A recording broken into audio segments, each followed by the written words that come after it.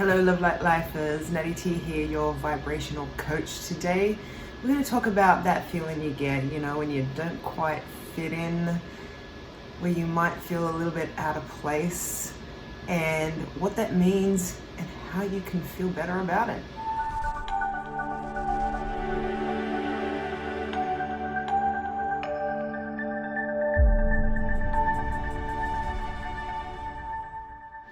Okay, if you've been over onto the IG, you will have seen the post for today.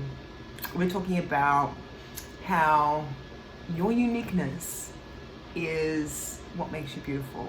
In other words, the things that you're insecure about right now are probably the things that are your strengths. It's what sets you apart from everybody else. And the thing is, it's kind of hard though when people are a little bit too unforgiving about those things. But when you're talking vibration and the law of attraction, the way that you feel about your own insecurities, the things you're insecure about, that reflects. So even though you might be really good at something, if you're focused more on feeling insecure about another thing, you'll notice that people don't actually associate you with the thing that you're good at, and they tend to mention more about the thing you're insecure about. Isn't it funny how when you are insecure about something, that seems to be the thing that people start pointing out the most? For example, if you normally have your nails done and you break a nail and you have to go out on a date and you're really insecure because you've never been out on a date with one of your nails broken before. I know it seems to most people like a very, very small thing, and most people would never ever notice, and most people don't even care. But because you care, because you're insecure about it, your date mentions it. And he says, the funny thing is, I don't usually look at women's nails.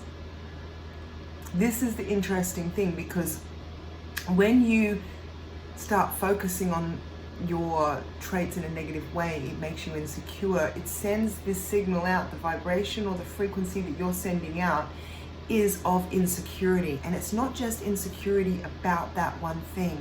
It starts to compile. This is momentum of thought. I've talked about this before, momentum of thought. It gains momentum and it starts spilling out into other areas of your life, making you feel insecure about other things, making insecurities a focus in your life, having insecure people around you, putting their insecurities onto you. This is what happens when it starts to snowball and you end up in this place where you haven't cleaned it up, you didn't address it, and you just let it go, and next thing you can't figure out how you ended up to be so fearful of life and moving forward, or why you can't get to your goals and where you want to go because you're too scared. And yet you used to be able to push yourself to do it even though you were scared. And eventually you will get to a spot, if you're not already there, where you can't push yourself. You can't even physically push yourself to go there because the fear is crippling, it's paralyzing. And so there is a way to turn this around, and it's to understand that those very things that you're insecure about are probably your strengths. You've just been looking at them in the wrong light. Even though I remember a while ago in the modeling industry, if you had freckles or flawed skin, you weren't even looked at. You were basically told you had no future in the industry. Now, having freckles or imperfections in your skin can be an absolute up. It's something to be proud of.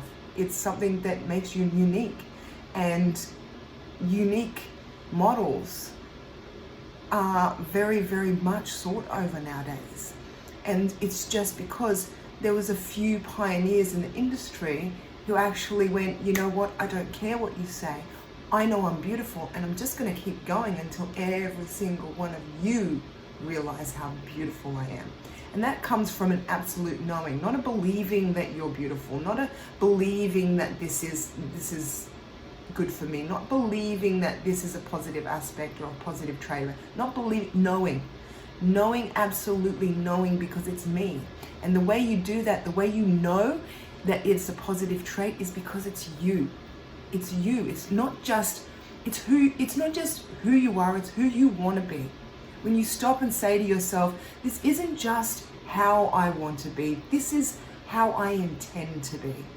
And if you don't intend to be insecure, which none of us do, but if you're not intending to be insecure about it, then you must be intending to be secure about it. And so if it's you, if it's just you, if it's just the way you are, it's like, I'm a nerd and I like to read books. And I know that people who read books and are nerdy aren't usually that popular, and people don't like them, and we're social pariahs and outcasts. But that's the insecurity talking. The security says, there are lots of people out there who like to read books. And I like reading books so much that I've got to be one of the cool kids when it comes to the nerd community. And I'd love to be around other people who read books. And if people like reading books and like getting nerdy, I'm the person to see. I am super nerdy, super into books, love it. And I'm not going to pretend that I don't. And I'm not going to hold back on how many books I read because I think that it makes me too nerdy. I'm going to embrace who I am. And the truth of the matter is, I love books. I love to read. And you know what? I guarantee you, if this is something that you are, if this is a part of who you are and your path, the moment that you say those words, you'll feel a relief, because you had no idea how much you were fighting yourself over who you are. I've done this myself. I'm certainly not preaching from a pedestal here at all. This was massive for me, massive. And when I felt that lift and go, I just want to be me. And you'll be surprised at how attitudes around you start to change.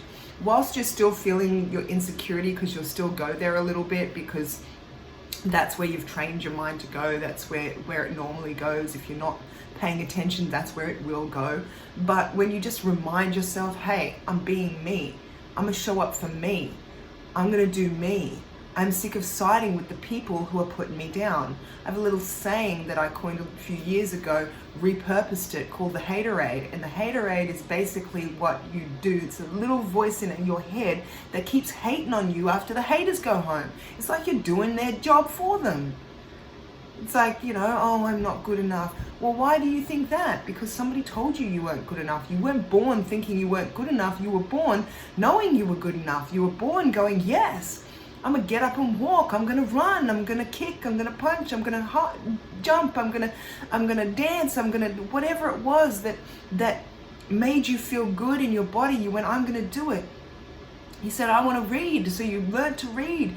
You did whatever it was. It was somebody else. It was some external factor that said, you can't, that you shouldn't, you won't.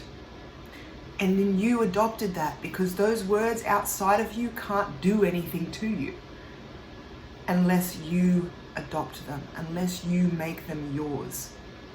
What anyone else thinks of you cannot hurt you and cannot harm you unless you put focus on it and you let it in here. Keep the blinders on, my loves. I will see you tomorrow. Don't forget to subscribe, hit the bell, share it, like it, give that thumbs up right now. Go and hit that thumbs up button and follow on the IG.